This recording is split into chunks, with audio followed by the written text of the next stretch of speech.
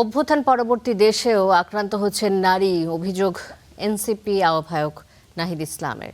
বিকেলে রাজধানীর কাকরাইলে জুলাই নারী সমাবেশে যোগ দিয়ে কথা বলেন তিনি। নারীর নিরাপত্তায় সরকার ব্যর্থতার পরিচয় দিচ্ছে দাবি করে নাহিদ বলেন যে আইনশৃঙ্খলা পরিস্থিতি এখনও অবনতির দিকে।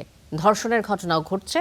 ফ্যাসিবাদের বিরুদ্ধে নারীরা বড় শক্তি হয়ে দাঁড়িয়েছিলেন জানিয়ে তিনি আরও বলেন যে বর্তমান সরকারও যদি আগের গতানুগতিক সরকারের মতোই অবস্থান নেয় তাহলে ধরে নেওয়া হবে জুলাইয়ের প্রত্যাশা তারা ধারণ করেন না।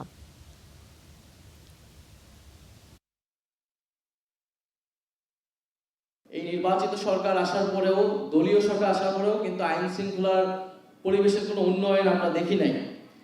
যিনি স্বরাষ্ট্রমন্ত্রী রয়েছেন তিনি অনেক কাজে ব্যস্ত, তিনি সংবিধান সংশোধন করতে ব্যস্ত, কিন্তু আইন শৃঙ্খলার পরিবেশের পরিবর্তন বা সংস্কার করতে কিন্তু ওনার সেই ব্যস্ততা আমরা দেখি না।